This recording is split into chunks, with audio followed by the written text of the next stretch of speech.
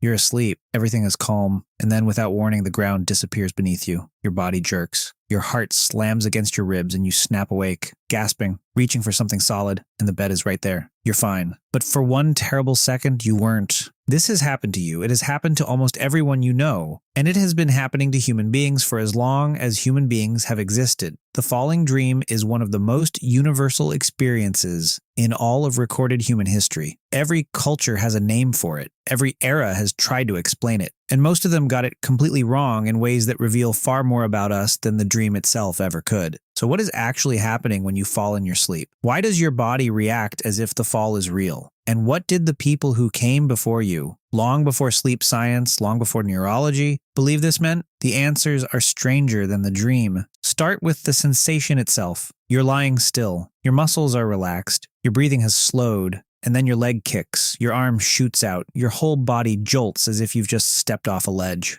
This involuntary muscle spasm has a name. Researchers call it a hypnic jerk, or a sleep start. It happens in the transition zone between wakefulness and sleep, that narrow corridor where your brain is simultaneously shutting systems down and running a final check on the body.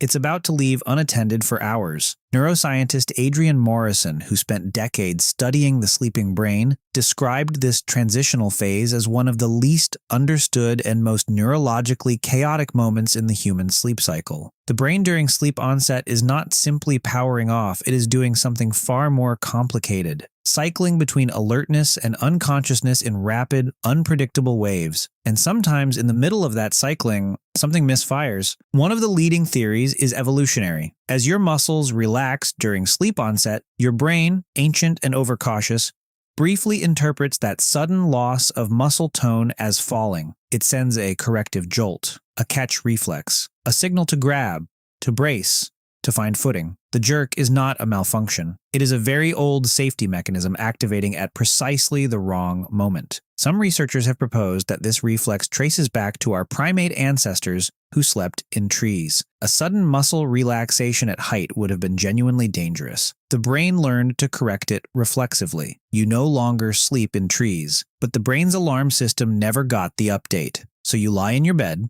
perfectly safe, and your ancient brain fires a rescue signal, and you wake up on the edge of a fall that was never happening. Not everyone experiences hypnic jerks with the same intensity. Sleep researcher Niels Rottenborg, whose work on avian and mammalian sleep has offered some of the clearest windows into why animals sleep the way they do, has noted that stress, fatigue, and caffeine all increase the frequency and intensity of hypnic jerks.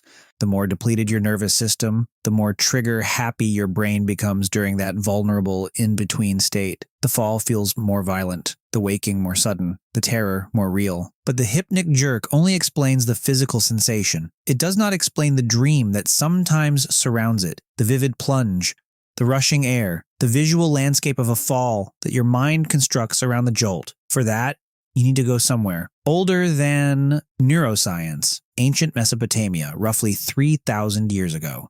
Scribes were recording dream interpretations on clay tablets that would survive long enough for archaeologists to read them thousands of years later. In those tablets, a falling dream was rarely a neutral event. It was an omen, a message sent from the gods or the dead. Whether the fall was good or bad depended entirely on where you fell, how you fell, and whether you landed. If you fell into a river in your dream, it could mean purification, a divine washing away of guilt or debt. If you fell from a great height and did not land, the Mesopotamian dream books suggested the dreamer was being tested, held in suspension between two fates, waiting for the gods to decide their outcome. If you landed, and landed hard, it was almost universally interpreted as a sign of failure ahead, status lost, a project destroyed, a relationship severed. What is striking about these interpretations is not that they were wrong, it is that they were systematically coherent. The Mesopotamians built entire interpretive systems around dreams. They were doing what every human civilization has done, trying to extract meaning from an experience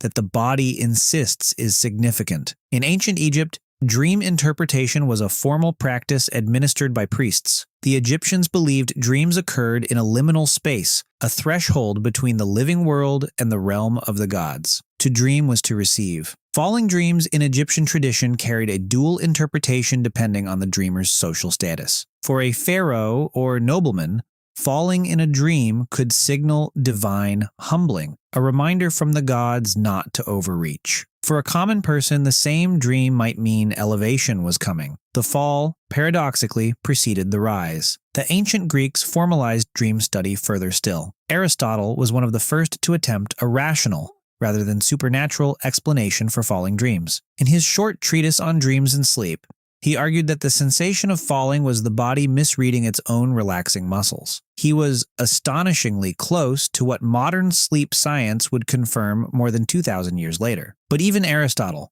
rational as he was, could not fully escape the cultural weight of dreams. He believed that while some dreams had physical causes, others still carried prophetic meaning, and the line between the two was not always clear. The Romans inherited Greek dream theory and expanded it. The dream interpreter Artemidorus of Daldis, writing in the 2nd century, produced a 5-volume encyclopedia of dream meanings called the Oneirocritica, one of the most comprehensive dream manuals in the ancient world. For Artemidorus, falling dreams were deeply contextual. Falling from a ship meant loss of wealth. Falling from a mountain meant ambition thwarted. Falling from a house meant family breakdown. Falling and catching yourself meant a close escape from disaster. The interpretations were elaborate, specific, and entirely confident. Across the ancient world, from the Chinese Zhou dynasty to the indigenous cultures of the Americas, falling dreams were rarely treated as meaningless noise. They were signals. The question was never whether the dream meant something. It was always what it meant and who was qualified to interpret it. Modern sleep science takes a different position. Researchers today largely agree that falling dreams are the mind's narrative response to a physical event, the hypnic jerk, dressed in story and image by the dreaming brain. The brain,